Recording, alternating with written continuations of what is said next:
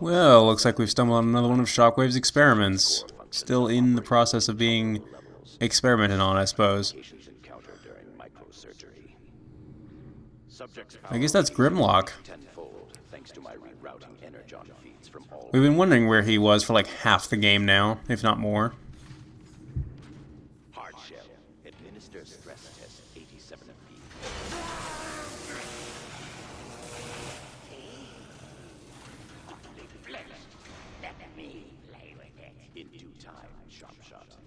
Now, they never actually show what the Dinobot team looked like before they became Dinobots, and what Grimlock, because supposedly it's implied he was much smaller.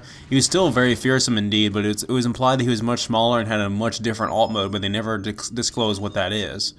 This is the first time we actually see him in the game, even though he's been mentioned countless times before.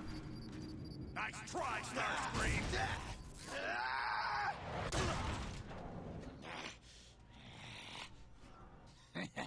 You picked on the wrong. So it's like that scene pretty much just personifies Starscream right there. It's like he gets his ass handed to him, but he's still willing to stab you in the back when you least expect it.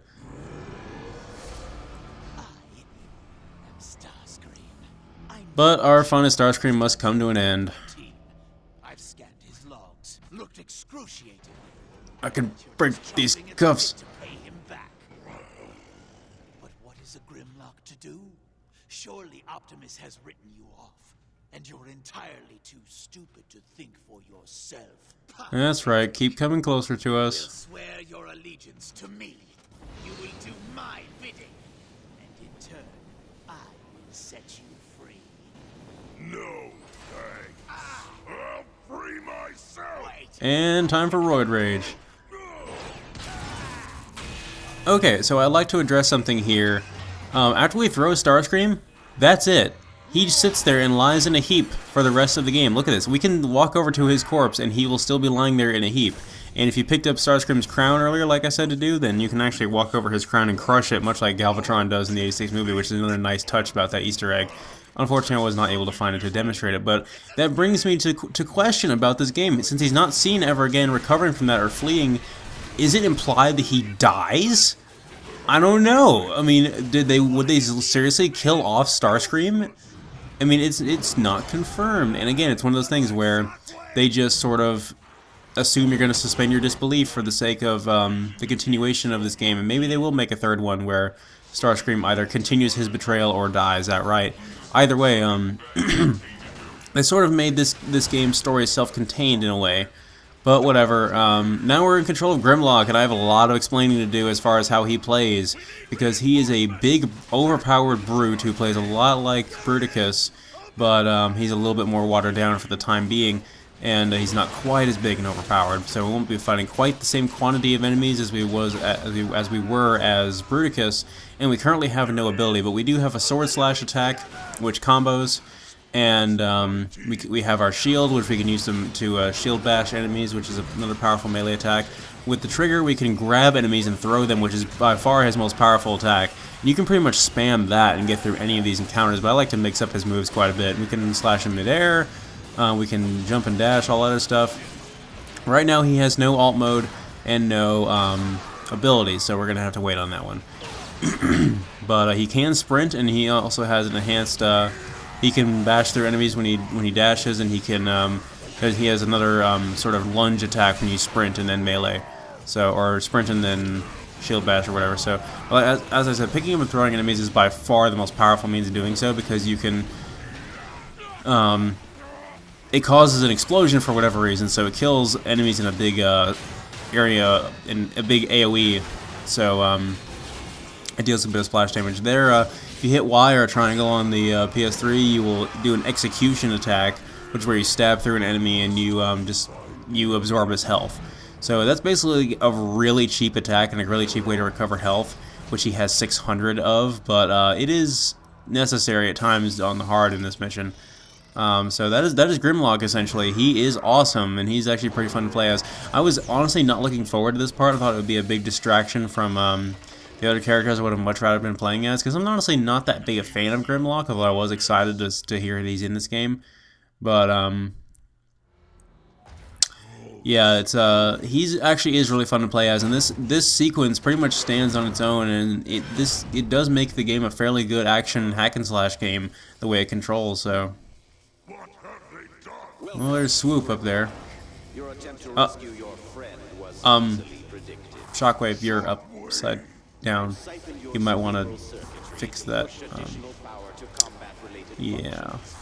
Frankly, I'm Hate to say it, Shockwave, but you don't look too intimidating when you're upside down. Fix it! 70% of your redesign is dedicated Me and Grimlock know like upside down Shockwave. Yes, that is the LP curse again, ladies and gentlemen. Spawning Shockwave's hologram upside down.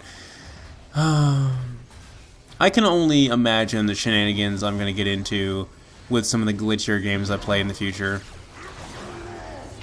The first, the War for Cybertron was a lot glitchier than this game is, but so far I've managed to screw it up a few times with the old LP curse there. But there's going to be some, we're going to have to free Swoop now, so there's going to be some snipers that are going to come in here as well as some other enemies, and we're going to pick up these energon canisters and throw them at them. And that is by far the most effective means of killing them.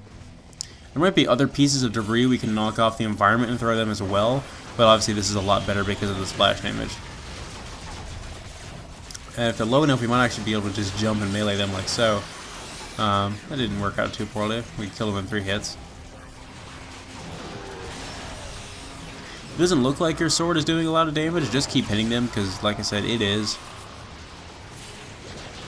And if you ever take too much damage and need it to heal and there's no health around, then remember you can use the execution attacks. But yeah, I'm definitely curious about where they're gonna go from here with the story, because it's like with War, it really didn't matter as long as they just didn't kill off any named characters, because they still had the potential of keeping it in Generation 1 canon. There's only 1 or 2 things here and there that didn't make sense in G1 canon, like the whole Jetfire thing that I pointed out. But it also depends on which. I failed to mention when I mentioned that it depends on which Generation 1 canon you're referring to, because the comics and the cartoon have separate canons. But that's a whole nother ballgame altogether, and that's just completely irrelevant to this game. But they said, I'm not going to ignore the fact that they said when making this game that they are not, they have the liberty to alter the canon as they see fit. They've just chosen to do so in a moderate fashion. So I don't really care either way what they do. I'm not such a hardcore fan that I will bash any changes to the original story. But I'm just curious. I'm just curious where they're gonna go from here, because if they do kill off Starscream, you know, what is that gonna accomplish? And again, about Sludge, he's also apparently dead. Like, there's no 5th member of the Dinobots. So again, what the heck happened there? Also, as you can see in the start menu here, there's a ton of audio diaries in this mission. So be sure you're on the lookout for those. Since this is still the same mission technically as the one where we played a Starscream, most of them can be found when we're playing a Starscream. I think all of them, except for maybe 1, we find while playing a Starscream. There's only like 1 or 2, maybe 3 we find as Grimlock. It's a shame the Starscream sequence was so short-lived, but Grimlock was definitely one of the big selling points of this game, and one of the major gimmicks that they needed to push. So having more Grimlock gameplay was essential. Now, as far as the campaign goes, Grimlock is the only Dinobot you can actually play as, but the Dinobot skins are available for your character classes in multiplayer via download as a DLC pack. So first thing what we gotta do here is we gotta throw a canister at each of those switches there, and then go bash the main terminal there. And Swoop has been freed.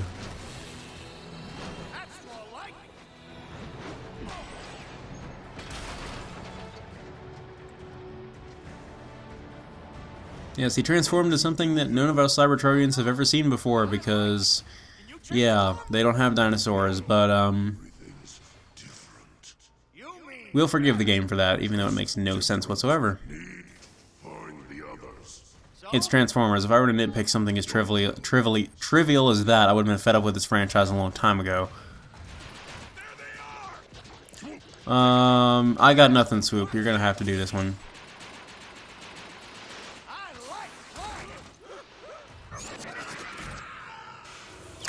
Not bad. Not bad. Alert. Approaching dissection lab 7B.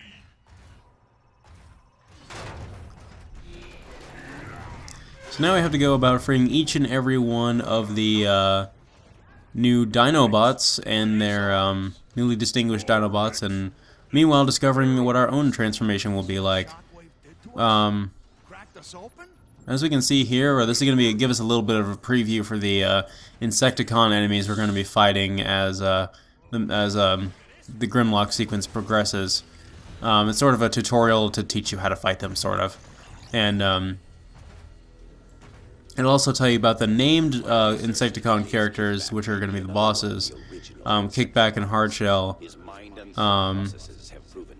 And who else? Is it Shrapnel is the other one? I don't think we actually fight Shrapnel in this game, though. Just Hardshell and Kickback. But I think he exists in the game, though.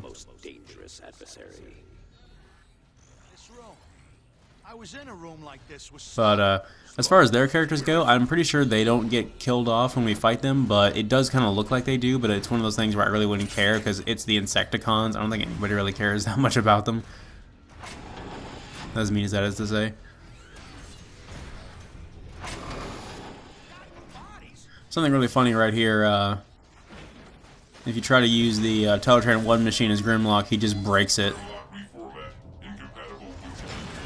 Yeah, it's like you can't use it, but you can break it. And back here is an Easter egg. Let's go look at it. I'm pretty sure you can lower this force field somehow. I'm not sure how to do it. Maybe by breaking it? No. But either way, it's got maybe it's this right here. No? Okay, whatever. Maybe it's the LP curse again. It's got Shockwave's arm cannon there that he is not currently wearing, but he has already designed.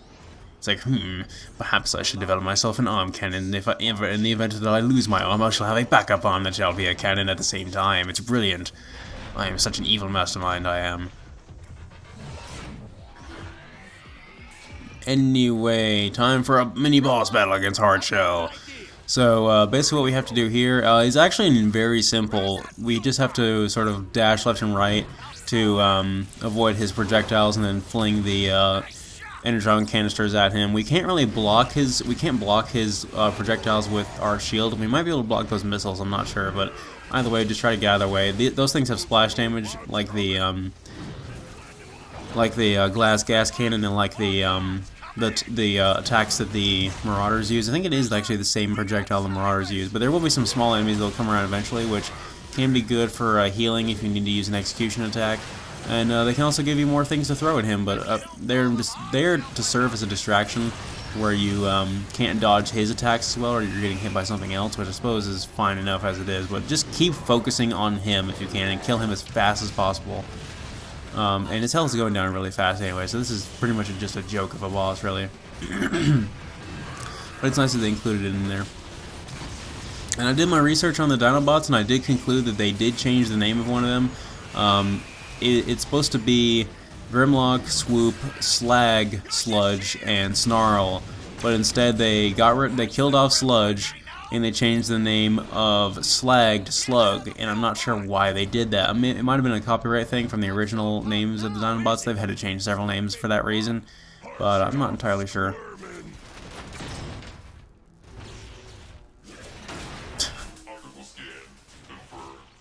There's something inherently funny about Grimlock's violence.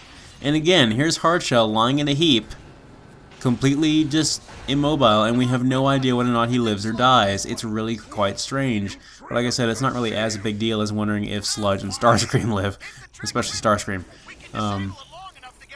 So we gotta wait for Swoop to get into position here so we can break this thing simultaneously with him so we can get across. Me, Grimlock, have no patience for force fields.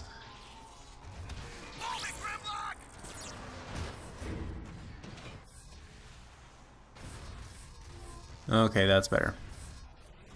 I feel like I'm forgetting something. This is the place, I'm sure of it.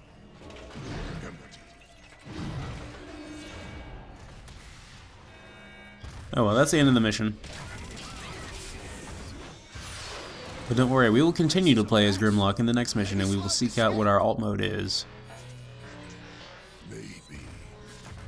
Grimlock, Something big tunneled through the bottom here.